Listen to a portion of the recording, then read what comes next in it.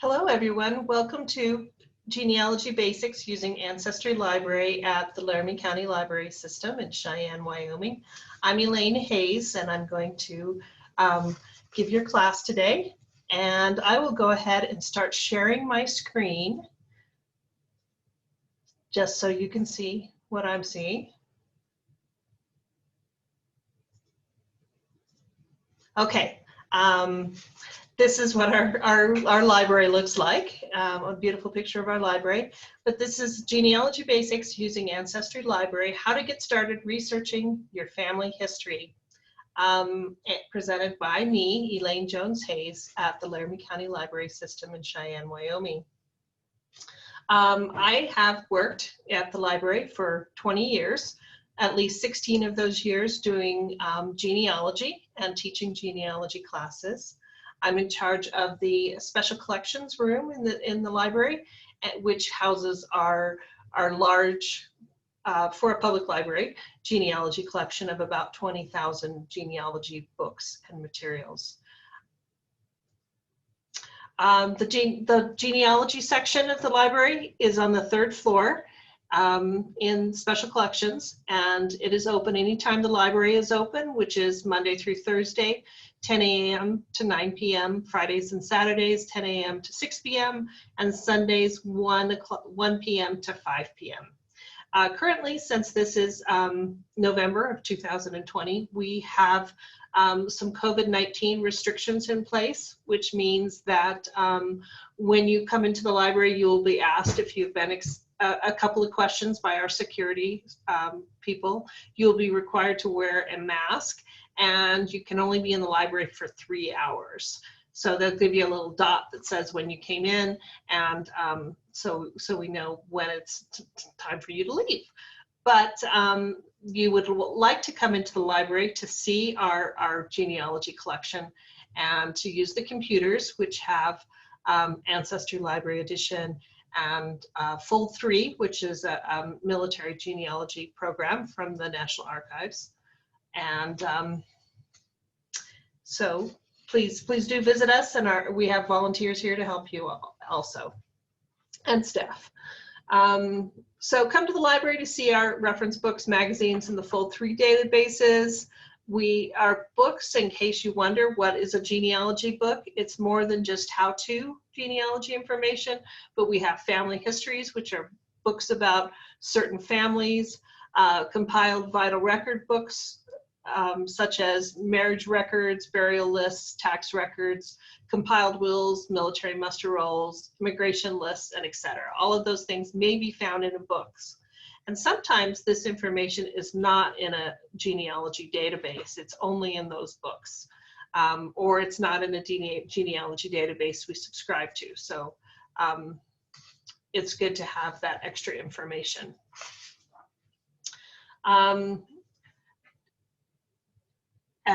We do also have genealogy books that check out in the 929, the Dewey Decimal 929 number on the 3rd floor of the library. And I'm mentioning the genealogy bibliography handout, which was on the page where this class is, all our handouts. And one of them is a bibliography that lists books on one side that you can check out, and computer websites on the other that you might want to look at. And I have other handouts, and we will get to those, including most of the websites and information I will say today will be on the handout, so you shouldn't have to worry too much about taking notes. Currently, until at least December 31st, 2020, Ancestry Library Edition is available for you to search at home through your local library, through the Laramie County Library System. And that's because the Ancestry realizes that a lot of libraries are closed and you're not able to come into the library to search it. So you can search at home through December 31st, 2020. You will need to go to our website, which is lclsonline.org, and enter your library card number and your PIN number or PIN, and the defaults are WYLD, W-Y-L-D, or read. And depending on which default you got would be how long you've had your library card. If you had your library card more than a couple of years, it's probably WYLD. If you have a pretty new library card, it might be READ or read. So, and if I would try both of those, and if it doesn't work, give us a call and we can let you know what your PIN is, or you can change your PIN to something else also. This is what you see when you come to lclsonline.org. You will see our main website, and up in the upper left-hand corner is the library catalog, and you can click on that, and that's where you would go to search our catalog. And up in the red bar at the top, you could just put in a title or author that you're looking for, and you can also change over on the left where it says Cheyenne to genealogy and check to see what kind of genealogy books we have in the subject you're interested in. But also you can go to our databases, including Ancestry Library Edition, and you click on that, the tab that says databases that's circled there for you. When you click on that, you get to gowild.net, which you can actually go to directly, gowild.net. And then you will see all the databases, and there's something like 200 of them altogether.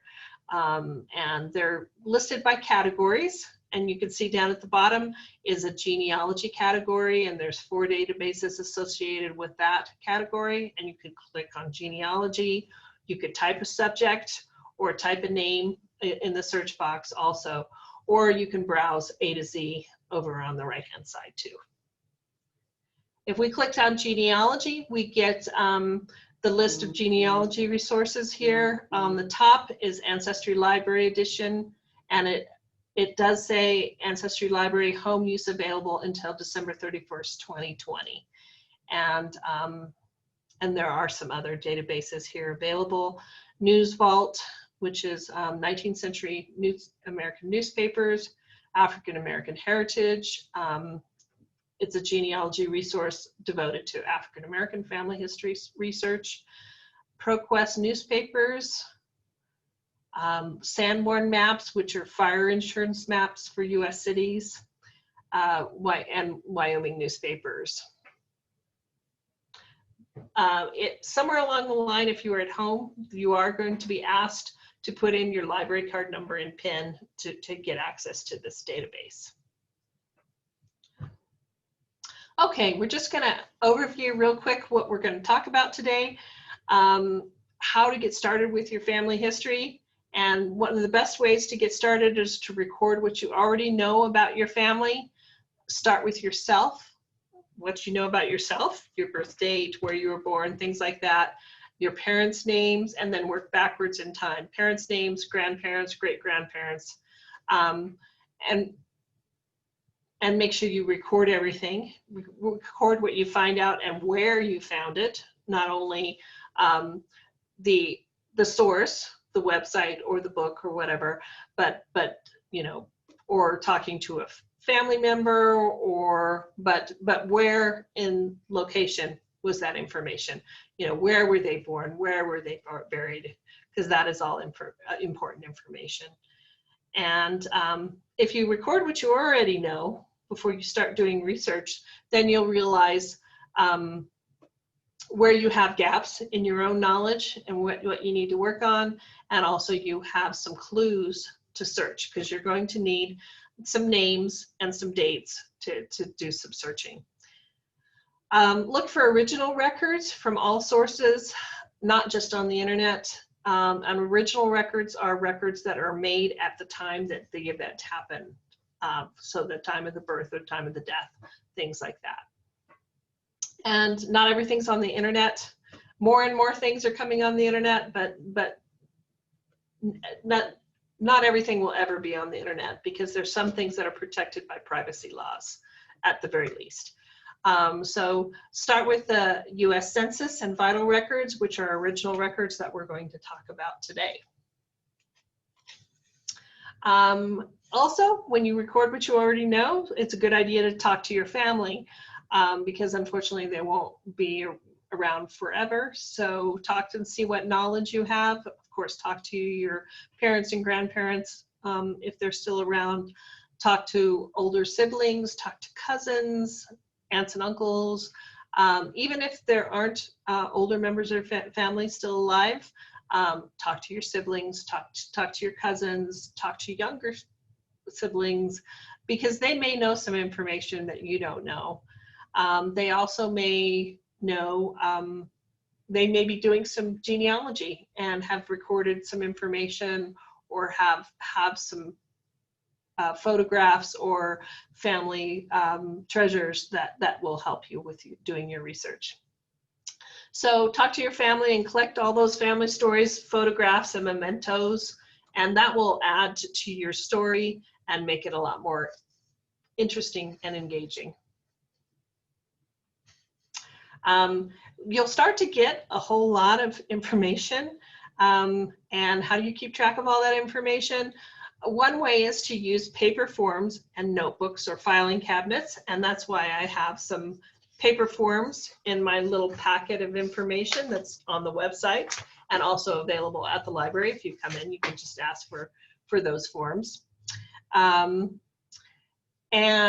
you can keep it all online in some kind, or in a computer form. There are private genealogy software that lives on your computer that's only you have access to, only you add information to, and you have kind of, you can keep it correct and in that way on your computer. Or you can store it in private or shared family trees online in the cloud, so to speak, such as Ancestry.com and FamilySearch.org. These are two places that you can have a shared family tree, or I guess a public family tree. Here is one paper chart. It's an ancestor chart. The one that I give you in the handout is a little bit different, but it's mostly the same. It's a 4-generation pedigree chart. So you are number 1 on this chart, sort of in the middle of the page, and you record your name and information about when and where you were born, married, you know, and then your parents are number 2 and 3, your father's number 2, your mother's number 3, and all the information about them. So then your father's number 2, so number 4 and 5 is his parents, and on back. And up at the top, you have places to put your name, your address, city, state, date, etc. And also there is a chart number. So if this is chart number 1 with you as number 1 on this chart, you could have many charts if you want to go back farther than 4 generations. For example, number 8, which is your great-grandparent, could be number 1 on chart number 2 to keep the family going. And you'll see off to the right, there's continued on chart blank. You can write down which chart this person is number 1 on. So that's one way. And like I said, you can print these off the internet. You can print them off the same page where this class is on the Laramie County Library website, or you can come to the library and get a packet of information for the class. And I mentioned that you could keep information in your online, in your own computer on a private genealogy software program. You can get some of these programs, and some of them you can get a sort of a trial or a standard edition for free. And Legacy Family Tree, Gramps, Roots Magic, Family Tree Builder all have their free standard editions. And those are perfectly functional ways to keep this information.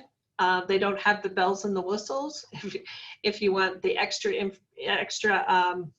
computing power and whatnot, you can pay a little bit more, $30 to $60 for these other sort of extra editions of all of these programs.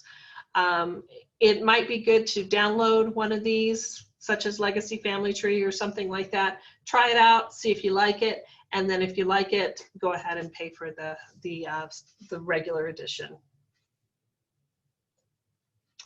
And most of those these days you have to go online, find the website, download it to your computer, and try it out. And they do update. Usually you get free updates for a certain amount of years, and then it'll come to a point where they'll want you to pay again to get the next update.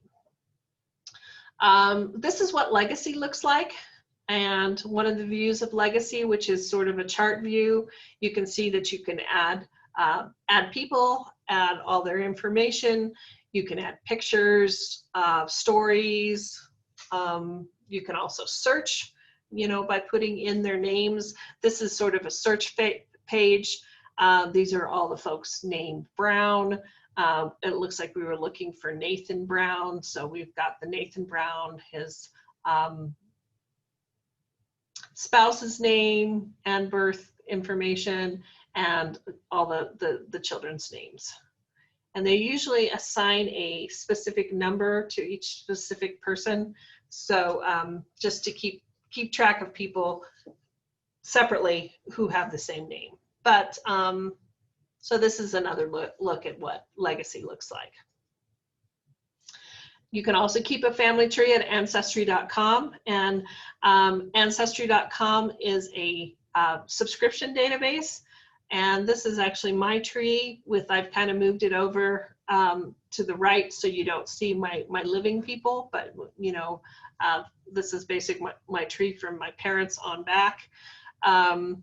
Ancestry does cost from about $150 to about $350 a year, and it kind of the difference depends on whether it's just the United States that you're able to search, or you can search the whole world, and how often you're paying. It works out to be less if you pay for the whole year, but you can also pay every 6 months or every 3 months or once a month or something like that.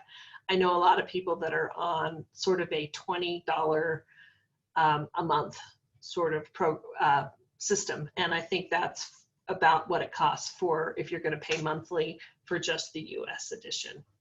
But they do sometimes have specials, and you can also do a 2-week free trial, or you could have a free subscription, and the only thing the free subscription lets you do is put in a family tree. So you can just enter information and put it into the family tree. It doesn't allow you to do any searching. Although you can now search basically the same database as Ancestry Library Edition at home until December 31st because of COVID. But after that's over and they require you to come into the library to search it or have your personal subscription, then come on into the library and you can do your searching at the library and add your information to your online family tree. You'll see the little green leaves. If you've seen the Ancestry commercials, you know that this is your hints. So basically you can click on the people that have little green leaves and find out what the hint is. And sometimes it's great stuff. It's not always great. Sometimes it's so you have to just be careful and look at the hints and see if it's really going to help you or not. Sometimes it's a record, a birth or a death or a marriage or something like that, a baptism. Sometimes census form, whatever. Sometimes it's someone else's family tree. So realize that they could have made a mistake. So be careful with that. FamilySearch.org is something that you can access for free, and that is probably the database that I would recommend anyone who's searching at home to go in and get a subscription. Well, not a subscription. You do have to make an account for FamilySearch.org. It's free, so you have to sign up for a free account. All you have to do is create a user ID and a password at FamilySearch.org. And they have lots of databases that you can search, and you can also save your own family tree there. FamilySearch.org is the LDS, or the Mormon Church's family history database. They have the largest genealogy library in Salt Lake City, and they have spent many years, 100 years at least, going around the world collecting genealogy records and making microfilm. Originally, that's what they were doing, is making microfilm of the record, like a church baptismal records or something like that.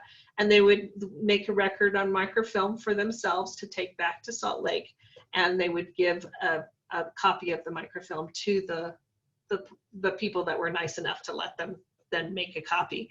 So they take that back to Salt Lake and make copies of that. And these are the copies that have now been digitized, and you can search online. So this is my family from my grandparents on back, and it's similar to Ancestry, that they do give you hints and little helps and things like that, and that's what the little purple and blue symbols are hints or things to look at. And I can keep this in FamilySearch.org forever and do searching and whatnot. The good thing to know about FamilySearch is that this is a shared family tree. They at FamilySearch, they're trying to do a one world family tree. So you know, your living people are private and only you can look at that, but any of your deceased ancestors, you're sharing those with everybody else who also shares those deceased ancestors. So someone else can come in and add a source or change information and whatnot. So just so you know, that's not sort of private, that it is a shared family tree. And the nice things about this is that people should be in here only once, you know, and they have numbers, kind of letter number combinations to designate who those people are. But so yeah, so that's the one world family tree. Think about what might be in your home that might help you do your genealogy, such as birth, marriage, or death certificates, deeds, wills, and titles, family Bibles and family trees, newspaper clippings, military service records, and much more. And I do have a handout in our about that, and it goes on and on about all the different things, you know, that might tell you about your family that would be in your home or the home of a relative. Family histories, if you're looking for history about one particular family, you can find them at libraries such as the Laramie County Library System Special Collections. You can get them from other libraries through interlibrary loan, and you can search the collection of catalogs. It's a catalog of catalogs at worldcat.org. And if you find something about your family in WorldCat, then you can try to see if we can get them through interlibrary loan. And I would say we have maybe a 50-50 chance of getting them, because many libraries won't loan their genealogy reference books. But usually if they won't loan them, they will make a copy of the information about the person that you're looking for. Also, some of these books are available at Google Books, books.google.com, and especially if they're out of print, and you maybe be able to search the information and find it there. The LDS, our Family History Library in Salt Lake's scanned book collection at FamilySearch.org. They have a lot of books, and anything that is out of copyright, or was never copyrighted, they're able to let you see at familysearch.org. And the Ancestry Library and Ancestry.com databases, which are basically the same thing, have some free family history books that you can look at.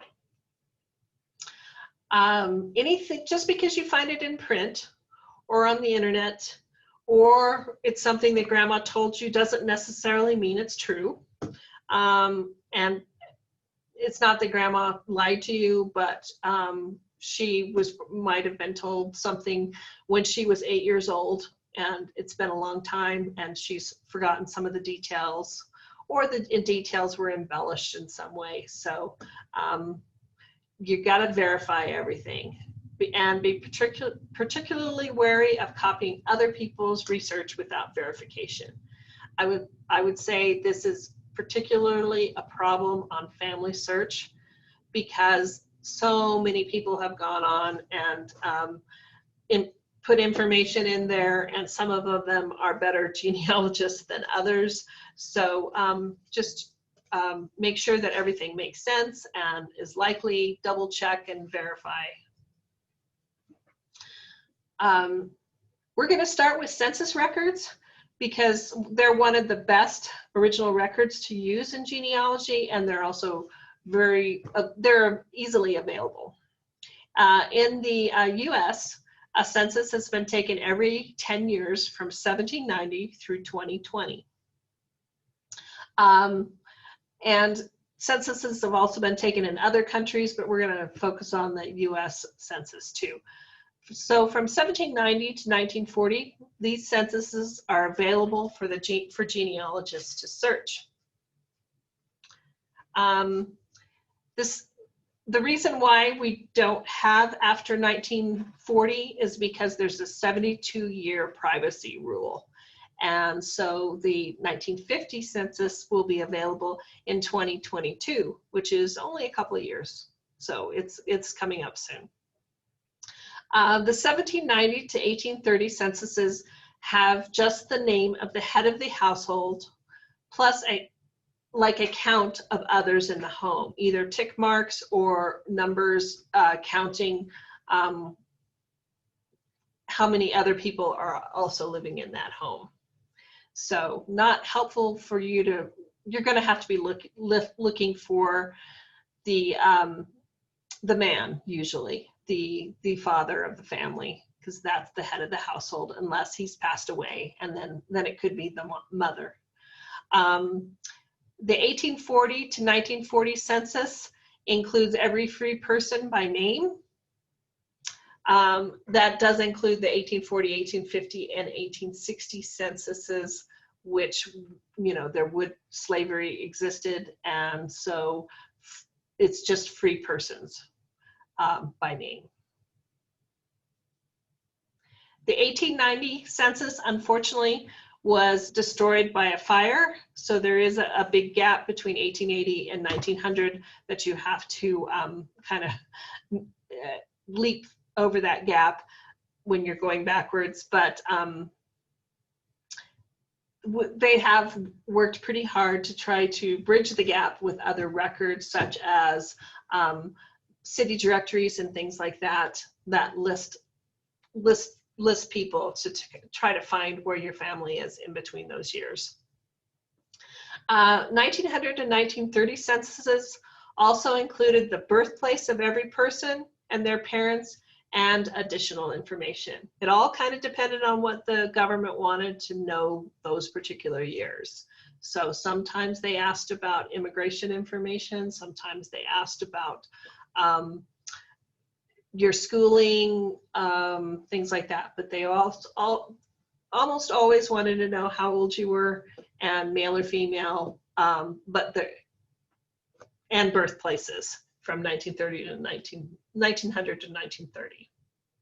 And if they're telling you where your parents were born, then that helps you go backwards, so you can find 10, 20 years ago where that person was when they were with their parents.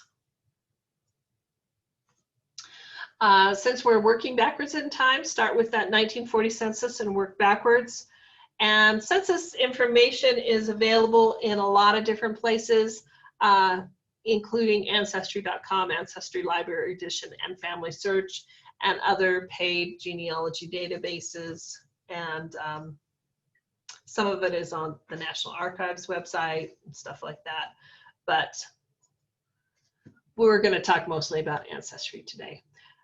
So searching the US Census, well, you're going to want to look for your person where you know they were living, since you're thinking about what you already know about your family, and starting with that 1940 census.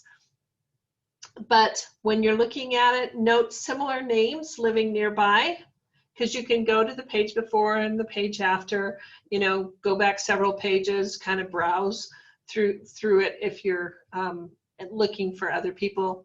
The similar names may be relatives or familiar names, people that marry into the family living nearby.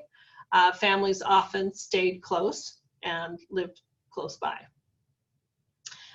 Watch for spelling differences. Don't worry if the name is spelled a little wrong. It's probably still the same family. If you've got the same name, first names of the people, mother and father and the children have the same names and they're the right ages, it's probably, and in the right place, it's probably the right family. So don't be wedded to one surname spelling, because every family I've ever talked to has changes in the spelling of their surnames. Always keep track of the source. And the source in this case would be 1940 census, 1930 census, in what place, what state, what county, etc. This is what the 1810 census looks like for one of my ancestors. His name was Jacob Adams, and he lived in Pennsylvania. If you look up at the gray bar, it says Pennsylvania, Adams. Adams is the county, Conewago is the area, the township that he lived in. If you look across, it says Jacob Adams Esquire. Just trying to look at the list here. But the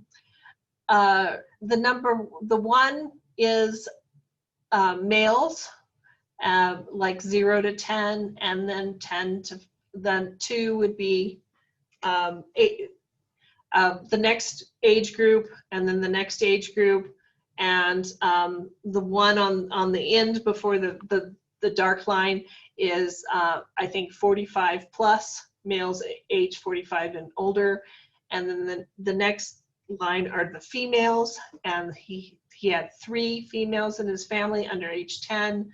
I think there were 2 that were teenagers, and the one on the end is his wife, who's over 45 years old.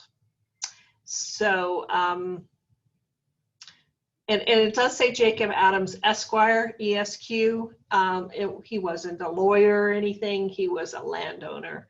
And the census taker back in 1810 thought that was important to write Esquire. So this is, it only lists him, but you do see names of the heads of households of his neighbors. And there's a Catherine and an Elizabeth who are probably widows. Actually, they look like they might be young women living alone. Yeah, widows with a teenager maybe. Sorry, but okay, so that doesn't tell you a lot, and you have to know the head of the household's name, and kind of figure out, would their kids be the right age at the right time. Okay, this is where it kind of tells me, this is what Ancestry looks like when I first get there. There was 1 under 10, 1 10 to 2 10 to 15, males 16 to 25, 1 45 and over is 1, so that's Jacob and his sons. Then we have free white persons, females under 10, there are 3, 16 to 25, 2, free white persons, females 45 and older is 1. Total number of household members is under 16 is 6, over 25, 2. A total number of household members is 11. But you can that's sort of the summary of what the information's on this page, and you can view it. Send the document over on the right means to email it to yourself or someone else. You can also just print this. You can save it on a flash drive, which is actually what I would recommend when you come into the library, is bring a flash drive, so you can just save stuff on your flash drive, bring it home and put it into your own computer or computer program. Okay, later censuses asked a lot more questions because the government wanted to know a lot more things about you. This is the 1940 census, and they asked a lot of questions that were specific to, you know, the 1930s, the Depression just happened, and the questions in the sort of the middle that say no and yes, those are questions about whether you used WPA or CCC, you know, other kind of assistance, government assistance during the Depression. And how the census taker would take the census is they were big ledger-sized pages, and, you know, like big books, and they would take them from one house to the next, one farm to the next. So they would go down the street and go from one house to the next, try to talk to the heads of the household, and they would list the head of the household first, and then the wife, and then all the children from the oldest to the youngest. Then they would list any other persons living in the household, so hired hands, servants, mother-in-laws, you know, nieces, nephews, whoever else might be listed in the household. They would always ask, and they got the names of everyone, and they would ask the relationship to the heads of the household, ages, sex, race, birth dates, things like that. And in 1940, they asked some supplemental questions to people on the page, and that's what's at the bottom. And they would ask occupations and value of your property and things like that, but it kind of all depended on what the government wanted to know then. In 1930, they asked if you had a radio, and the only reason to ask that was because they were starting the emergency broadcast system and wanted to know if that would make sense. You know, did everybody have a radio? Could they put emergency information on a radio and tell them that a tornado was coming or something like that? So, and so we're going to look at the census on Ancestry Library, which is the library version of Ancestry.com. I've already told you that. Usually it's only available for searching in the library because Ancestry would like you to have a subscription at home rather than, you know, using the library subscription. But until December 31st, you can search in the library. I'm sorry, search through the library, but at home. Okay, this is what the website looks like. You can click on that green button and begin searching if you'd like, or you can search just for census or just for vital records. Vital records are birth, marriage, death records, military records, immigration. There are things up above you can search. They have message boards where you can, you know, submit a question or send a message, you know, ask a question, submit an answer, things like that. The Learning Center is a way to learn about genealogy. The charts and forms, you know, if you want to print some of Ancestry logoed family group sheets or pedigree charts and things like that. This is what the search form looks like. If you go to the top and click on search, you open up this big search form. You can put in just your name and you need at least a name, but unless it's a really unusual name, a location or a birth year or something else would also help. And when you get the results, you're going to get anything, you know, birth, marriage, and death, census and voter lists, but usually in that order that's on the right-hand side. So you get the birth, marriage, and death information, then the census information, immigration and travel, military, schools, directories, and church histories, that sort of thing. And you could get thousands of results. You can also search by location and things like that. The card catalog over on the upper right-hand side, that's if you want to know, is there a database in this collection of Ancestry databases about Scandinavian birth records or something like that. And it's, you know, you can take a look and see if there is. Okay, so I went under search and I put in August Haug, which is one of my ancestors. Actually, this is my great-grandfather I'm looking for. The August Haug, who was born in 1850. I put in that birth year. And I know he lived in Kansas. He was born in 1850 in Germany. And I put that sort of in the middle part. And a little below, and I've opened up the extra. Oh, let's just go back here. I showed more options. I opened up the extra information. And I also added the spouse name. I could add a child's name or whatever.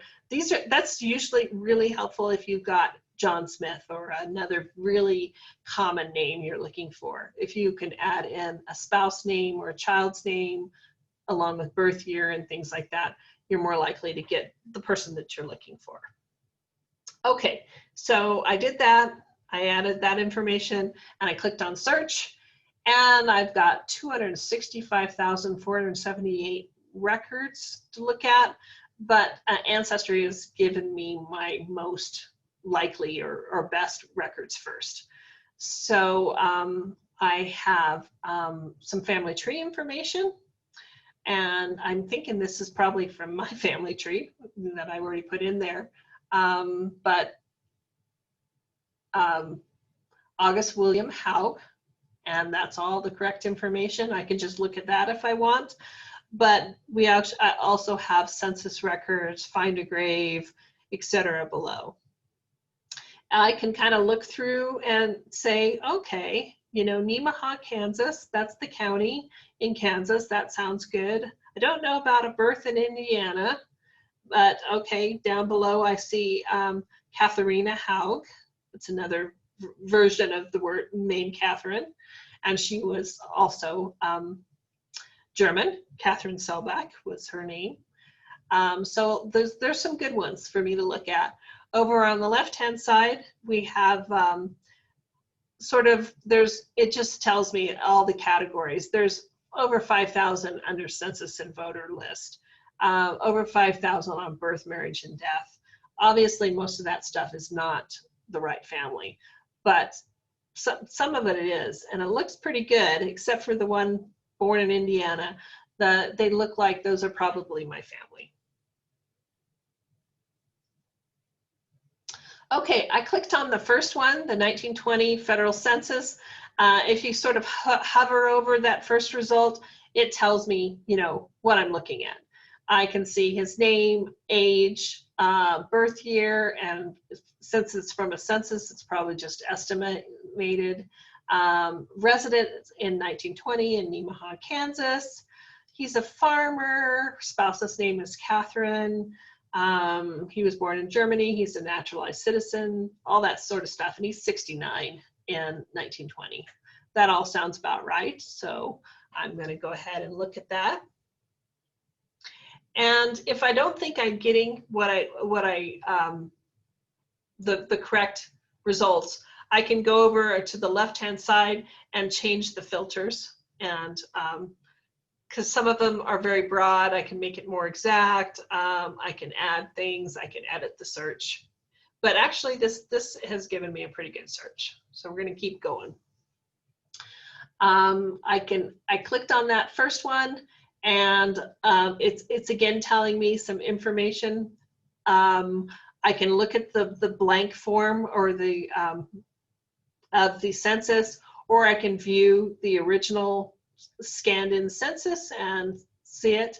I can print this page easily under that view printer friendly.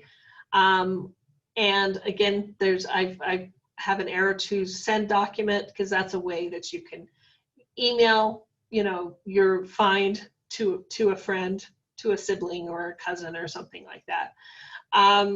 Whoever's your genealogy partner. Down below, the suggested records, I always tell people to make sure you pay attention to those, because those are usually pretty good. These are things that Ancestry thinks are the same person. And usually the reason they think this is because people that have Ancestry accounts and Ancestry family trees have added this document and all those census records to that person. They've connected these records together, and they said all of these belong to the same person. So again, we have census and find a grave and marriage records, and etc. down there. Okay, we'll go on, and we're opening up that document, and like I told you, that the census taker would just go down the street. So we've got neighbors listed here, and possibly family if we go to the page before, the page after. And I know you can't really read that, but Ancestry does really nice about highlighting who you've looked for. So that family in green is who I'm looking, who I search for, and yellow is August Haug, the person that I search for. And I can go on the right hand side, you'll see the green button that says save, which means save it to your flash drive. I can, under the little tools, it looks like a hammer and a wrench crossed over. That's where you could go to print it. You can make it bigger or smaller on that little slider, the plus or minus. But that's the 1920 United States Federal Census for Nemaha County, Kansas. This is a little bit closer up, so it's a little bit easier for you to read. And you'll see the little gray upper part and side part that tells you, what you're reading. Someone has already looked at this and indexed it and said, okay, that says August Haug, Catherine Haug, a daughter named Catherine Haug, William, and Monroe. And we look across, August Haug is listed as the head of the household, Catherine is wife. The second Catherine is a daughter who's 25, and William is a son who's 22, and Monroe is 16, also a son. The M and F is male or female. W is race, is white. The ages are listed. M's and S's are married or single, and the kids that are still with them are single. That's why they're still with them. And the next row is the naturalization year, the year of immigration. The year of immigration is 1869. The next box, it says NA, means he's naturalized. And the next box is the year naturalized, is 1890. If you look above, some of the other families all have, the head of the household has a year of immigration and a year of naturalization. Some of them say PA, which means pending. So they have immigrated, but they haven't naturalized yet. So naturalization is pending, so they don't have a naturalization date. The next questions are whether you attended school and can read and write. The next questions over are the birthplace of the person. So it says Württemberg, Germany. For him, Catherine was born in Indiana. Catherine, the wife, was born in Indiana. All 3 kids were born in Kansas. The next is what language or tongue do you speak? And they spoke German, or at least August did. And if you look up and down to the other people in this, they all speak German. If they speak a language other than English, they speak German. I think down on the bottom, I see one that says Bohemian, which is the Czech Republic is now where Bohemia was. You go over to the next question, they're asking where that person's father was born, and a little farther on is where that person's mother was born. So we have most of the people on the page's father were born in Germany, because we've got a community with a lot of Germans living together in Kansas. So it's a little farming community. German immigrants. And the next place is where the mother was born. And I see some Germany, but I also see Ohio and Indiana and things like that, other places. Because some of these men immigrated when they were young and were not married yet. And then they found a wife in the United States who was maybe not an immigrant, as Catherine was not. She was born in Indiana. Let's see. Looking a little farther over, we have an occupation, and these are all farmers. They're farmer or farm laborer. Some of them say grain farmer,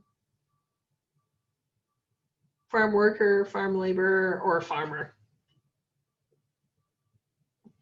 So this is the kind of information you can find, and we can know now that if I'm going to look for Catherine when she was a child, going back 40 or 50 years to find her unmarried and with her parents, that we're going to maybe be looking for her in Indiana. Okay, this is just a little bit closer up. The census taker was supposed to write just the country or state of birth, and the census taker wrote things like Württemberg or Odenburg and things like that, and then marked it out and put Germany. So, but it was kind of nice because the census taker gave you a little extra, not only just the country, but the place, the location in the country. I put a little red box around the naturalization date, because that's a huge clue if I'm looking for immigration information, immigration and naturalization information. I've got the dates. I knew he came from Germany in 1869 and was naturalized in 1890.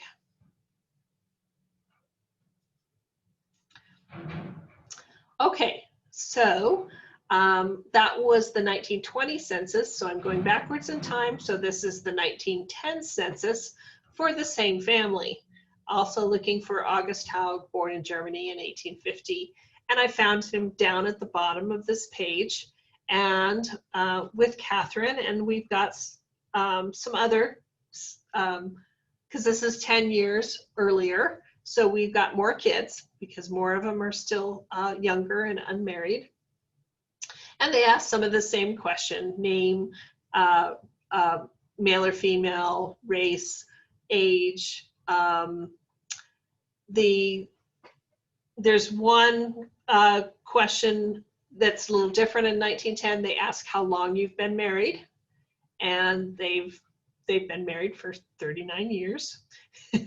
And where next to Catherine it says 15 and 14, that's how many babies she's had is 15, and how many children are still alive.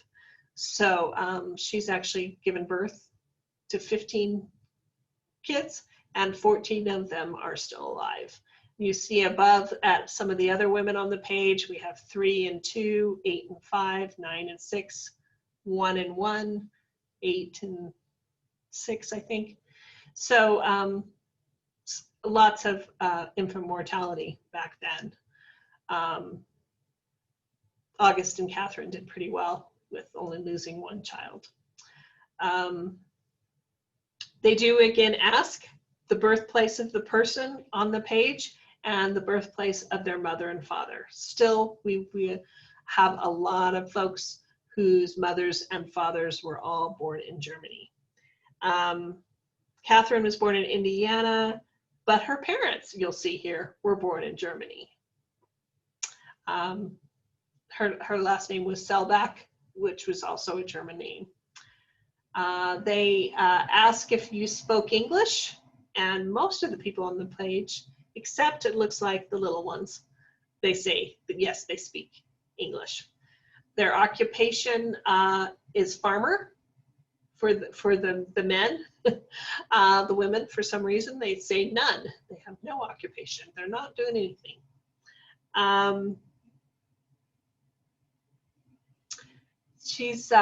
It says general farmer. And they ask if they can read and write, and if they attended school. So most of the folks on the page can read and write. Some of the little kids, they don't have them as reading and writing, and the kids are pretty much going to school.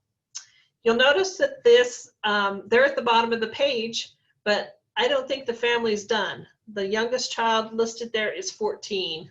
So I think that they have some more kids on the next page. So we can click on the little caret off to the right-hand side in the middle and go to the next page. This is the next page. So there's 2 more kids, 2 more sons on the next page. A 12-year-old and a 7-year-old on the next page. And we have a person who's not a son or daughter, who's a boarder living with them. And that says Rogers Alice. So Alice Rogers is a boarder. She's female, she's 18, she's single, just reading across here. She was born in Kansas, but her parents were both born in Ireland. She speaks English, and it says her occupation, she is a teacher in the public school.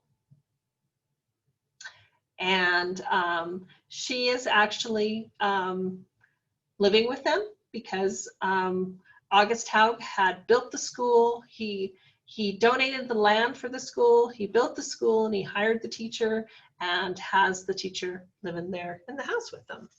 So that's kind of interesting things you learn about your family by just looking at the census.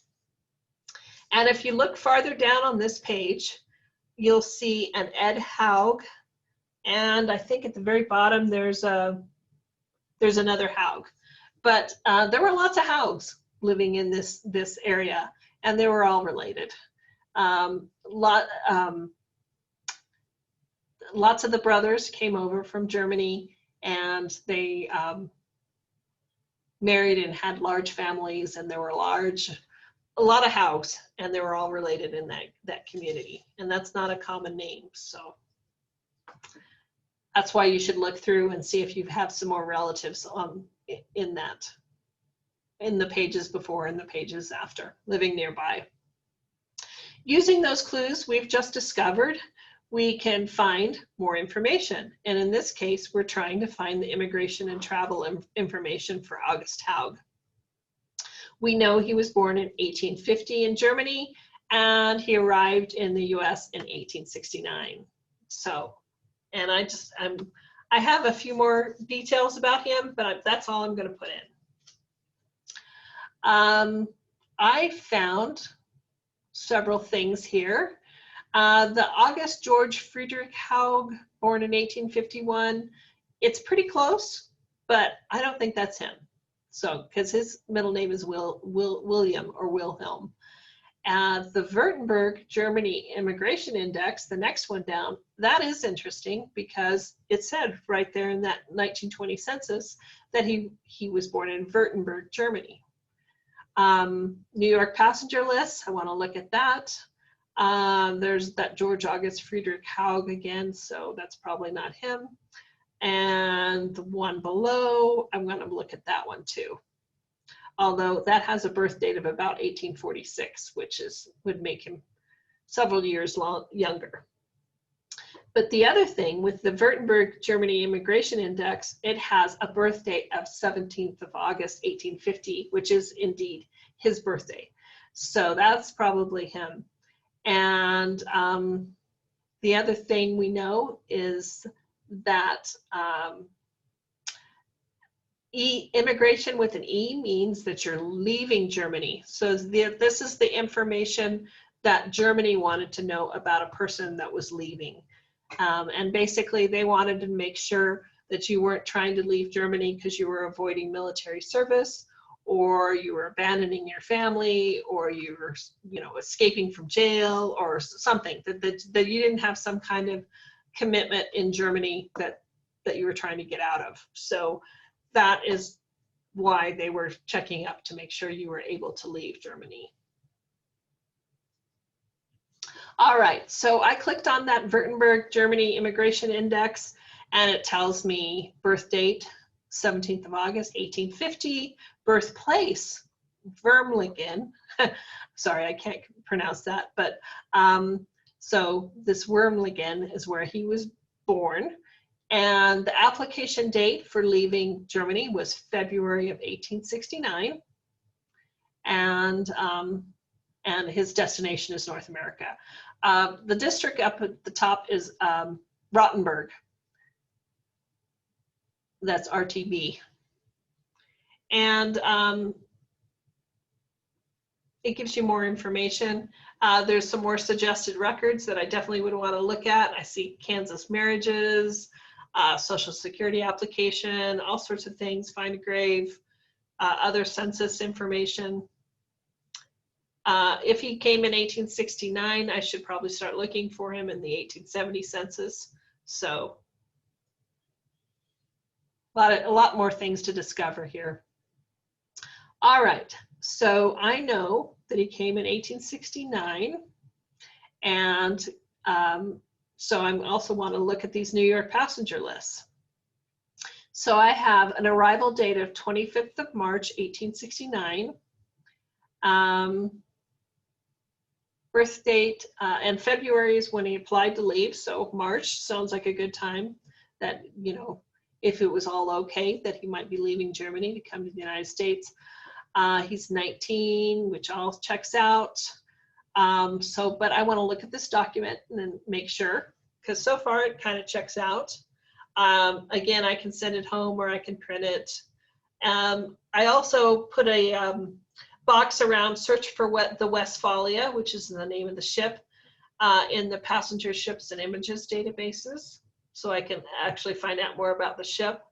And the big red arrow is down here on the citation, just because you need to know where this information came from. You know, where did they get this? So they have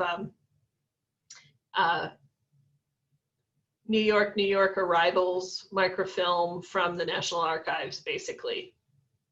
New York passenger lists. Okay, so this is what it looks like. And this is from the ship, the Westphalia. And it doesn't say that at the top, but if you go back several pages, you'll see that. And also Ancestry told me that. We have Reinhard Haug, who is 22 years old. And he's male, and he's a smith. That's his occupation. And below we have August, and then we have like little ditto marks underneath Haug. So he's also August Haug. He is 19, also male, and he's a cartwright. So a smith or a blacksmith and a cartwright. A cartwright is someone who fixes wagons or carts. And so they could be working together. So we have Reinhard Haug, who is August's older brother, and August coming on the Westphalia in March of 1869. The next row kind of says up and down Germany, so that's where they're coming from. And then the next up and down says United States, and that's where they're going to. The fourth row over, it says between decks, and between decks is third class or steerage. So most of these are all passengers that are in steerage or between decks that are immigrating from Germany to the United States. And you'll see other names here, and mostly men. There is some women here too. And they're carpenters, laborers, smiths, joiner, workmen. So mostly laborers that are immigrating to the United States from Germany. Okay, so it did say we can search that passenger ships and images, and we have the Westphalia. The shipping line is the Hamburg American line, and the one that has the little picture of the ship and the picture of the camera on the right, that means that we can look at the image there.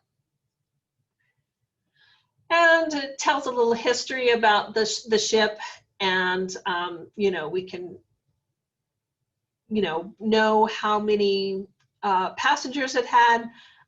For example, it had 150 in cabins, which are first and second class in their own individual cabins, and 680 people in third class. In third class, you know, you had like bunk beds or triple bunk beds all together in a big room, and 680 third class passengers or between decks passengers. And it gives the history and when it's been sold to different companies and changed its names and things like that. And at the end, it said it was just destroyed by British aircraft during attack on Hamburg in 1943, and its sister ship and things like that. Okay, so that's what the Westphalia looks like, which is kind of cool if that's your immigrant ship, your immigrant ancestor ship. Kind of neat to know that. Okay, so all that came out of just finding information in the census. We found all this other information. You also want to find the vital records on Ancestry Library Edition.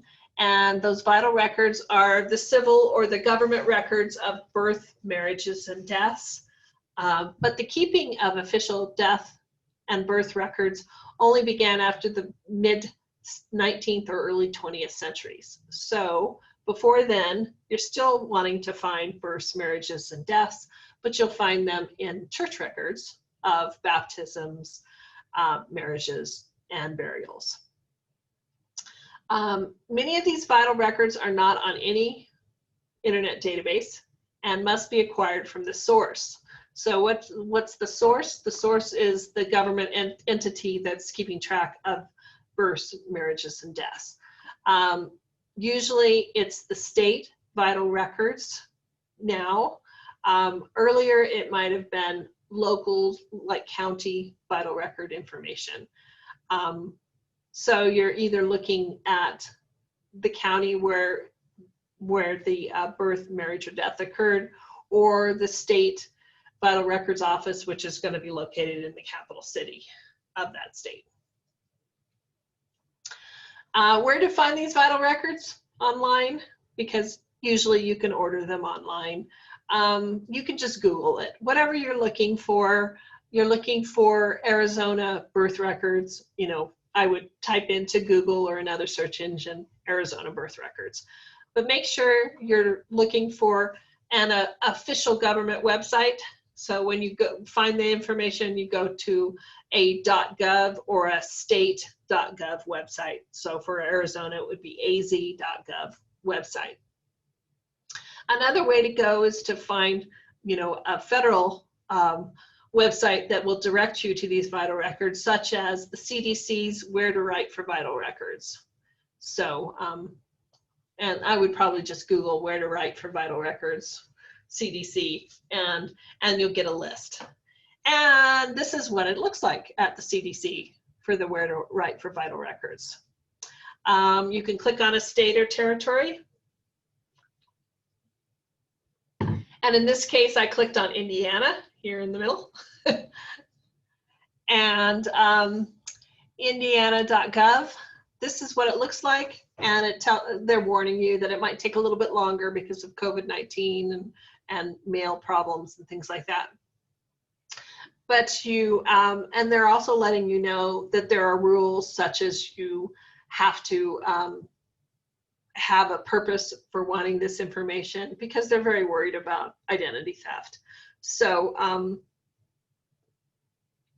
you have to be requesting either your own vital record or an immediate family member, or it has to be a certain amount of years old, and it varies by states. And they cost money too. So there's all the information here and how to order and what kind of identification you need. And it looks like you can order online, you can order by mail, you can order by phone, but probably all of them you're going to be paying with a credit card because they're going to want the money before they send you the documents.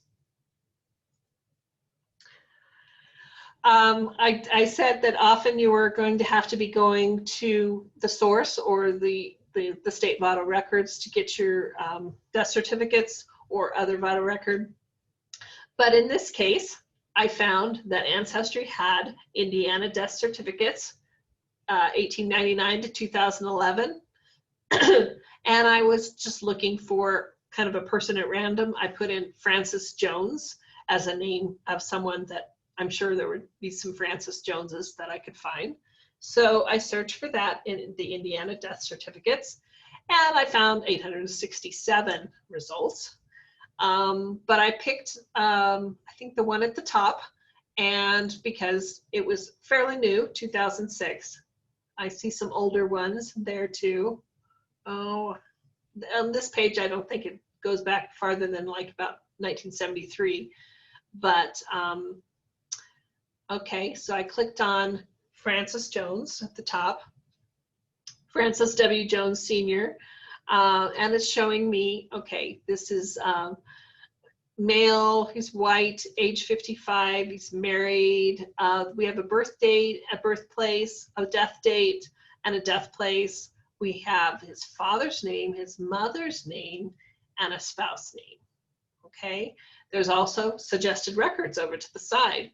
So like I said, these are good to look at because Ancestry and somebody else, you know, at least a few somebodies, thought that these all belong to the same person. We can view that document, we can save it, we can do a lot of things, but we're going to, it looks like you can purchase a certified copy if you want to, but if you just want the information, we can look at it.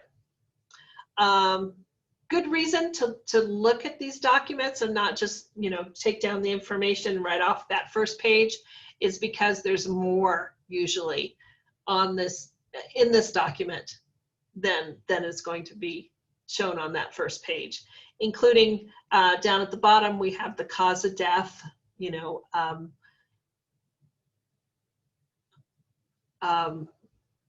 we have what hospital he died in.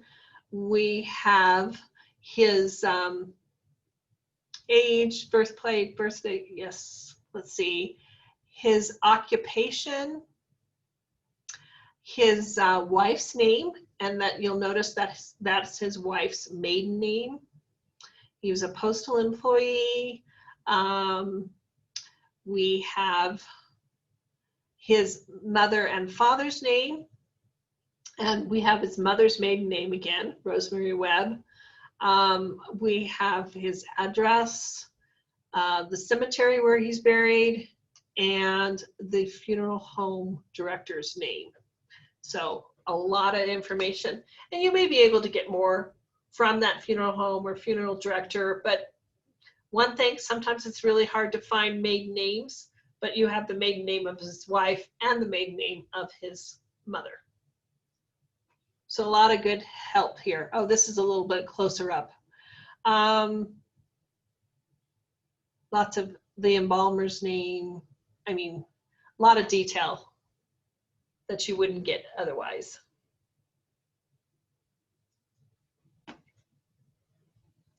Okay, this is just a reminder that you can search just for vital records in Ancestry, just for birth, marriage, and death information. Birth, baptisms, and christenings. They have vital records, like civil vital records with church vital records all together. Any way to find out about the birth, marriage, or death. So you can search that. I searched for Blanche Haug I knew she was born in Kansas and she died in Colorado. Blanche is our August Haug's daughter-in-law, so which is my grandmother.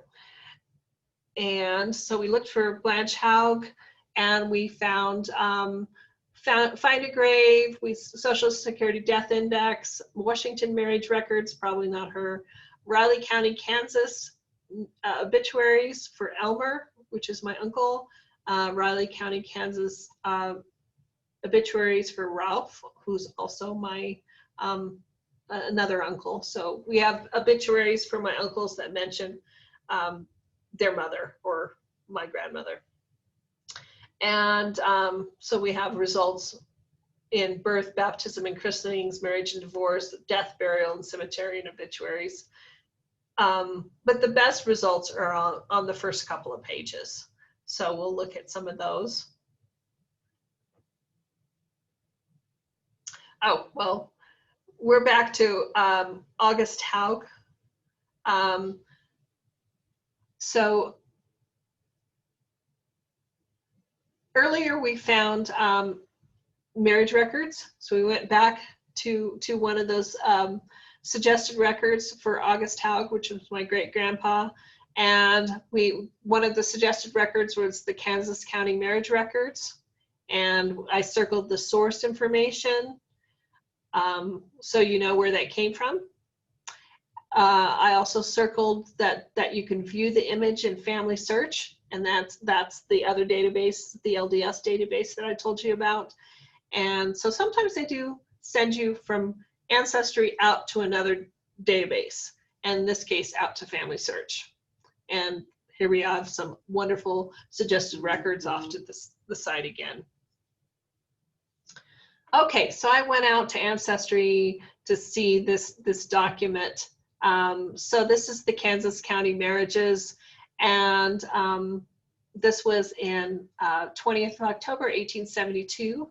So he immigrated in 1869, and he was married in 1872 to Catherine. And it basically just says that this is the priest writing down the information that he wrote into the marriage record into a book at the county, at Nemaha County. But there's some added information that I wouldn't necessarily know if I didn't look at this original, such as that they were married at Wildcat Creek in said county. His name is down here. It looks like Timothy M. something is the Catholic priest. So if I didn't know they were Catholic, I would know now because they were married by a Catholic priest at Wildcat Creek.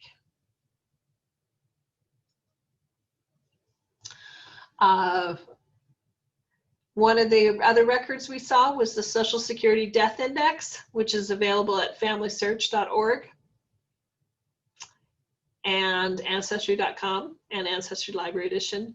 And if you find the Social Security Death Index information, it will give you the information you need to request the deceased individual's original Social Security application at this address right here. And there's a link from Ancestry to here. Okay, so you're going to search the Social Security Death Index. And why you would want to do that is because it gives you some information about, well, we'll just show you some information about this, the person's birth, death, occupation, things like that. Okay, so I looked at Blanche Haug, and the last residence or the last place she got her Social Security check was in Arapahoe County, Colorado. It was in Aurora, Arapahoe County, Colorado. She was born on the 15th of September, 1884. And died March 1972. And the state she lived in when her Social Security card was first issued was Kansas in 1965. So we know she lived in Kansas. We know where she died and the year she was born and the date of her death. Her Social Security number was there. I've kind of blacked it out for privacy reasons. But if I was going to ask for her original Social Security application, I would need that Social Security number. And the reason why I would want that is because in 1965, she was already, you know, older, and she probably filled that out in her own handwriting with information about her family and whatnot, and more information for me to find out to get that original Social Security application. Now, the Social Security Death Index is only good for deaths after, say the 1960s to the present, to 2014, and only for people who were collecting Social Security benefits at the time of their death. So not younger people, but older people. It works to give you some more information. I've used it for my aunts and uncles, people that I know have passed away, but I don't remember the exact date of their death, so I can enter that information into my family tree. Social Security Death Index has been really helpful for that. Again, we have suggested records. I have a little red arrow pointing to the request copy of original application. That's your link to get that FOIA or Freedom of Information Act request information.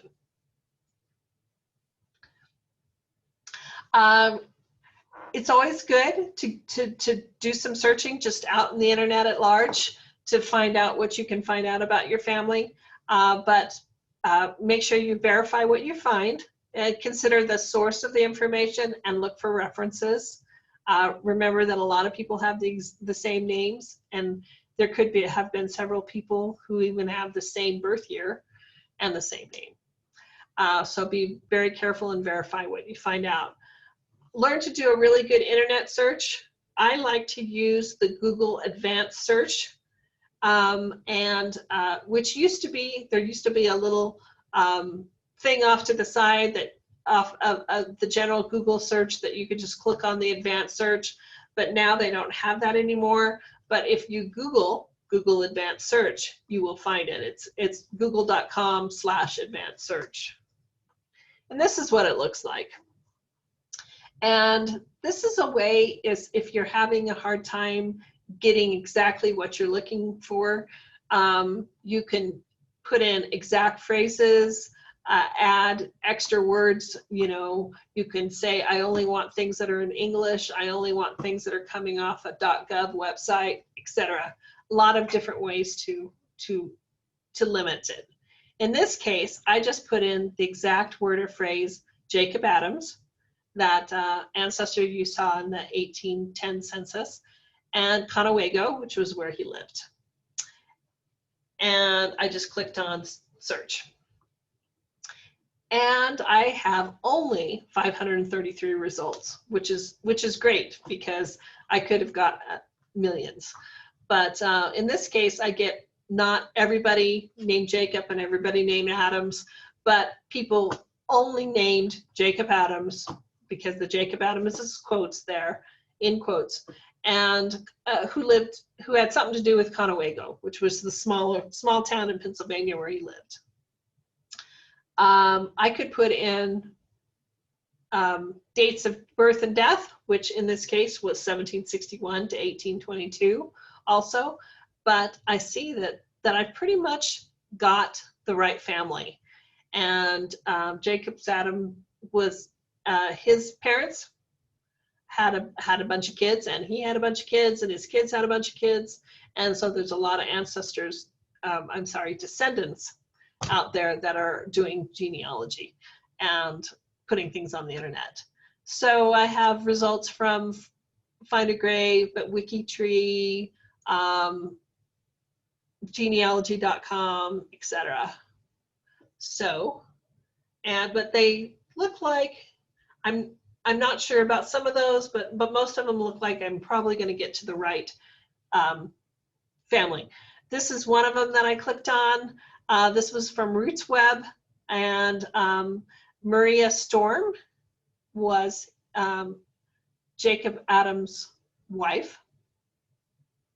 And so we have Maria Storm, her father and mother, and all their her marriage to Jacob Adams, all their children, and all that stuff here on this Family Heart online genealogy database. So if I didn't know this information, this would be great information to find.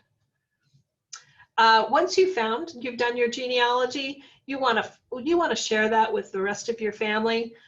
This is a private group on Facebook for the August Haug family. We have a nice picture of the August Haug family back in the mid-20s. My mom is sitting on her dad's lap, kind of turning around to look at Dad. I think the sun must have been really bright because my Aunt Eunice is on Mom's lap, and she's also a baby, and she's not wanting to look at the sun. And it's kind of a cool picture because there are no leaves on the trees, so it's obviously wintertime in Kansas, but none of the kids have shoes on. So, but this is 1920s Kansas. So this is the August Haug family. We have a private group here, and we can share information that we find about the family. And anybody can start a group if you're on Facebook. I also have a Jones family private group going. I didn't start either one of them, but I was invited by other people that knew I was part of the family. And so you can invite people, and whoever's the leader of the group can just let in those that they want to be part of the group.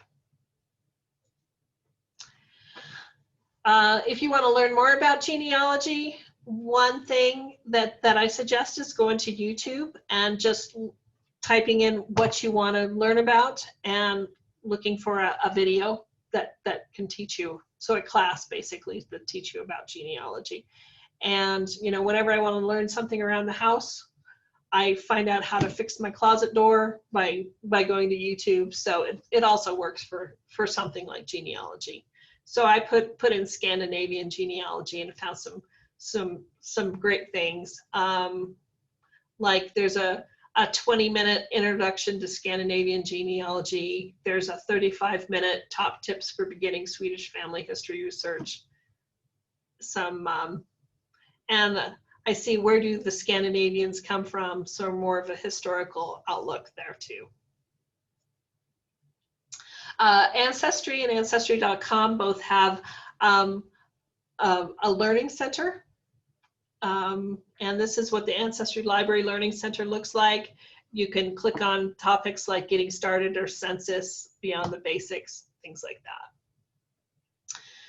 I also suggest the FH guide, the familyhistoryguide.com, and you can search. It'll give you information about how to search, family search, Ancestry, MyHeritage.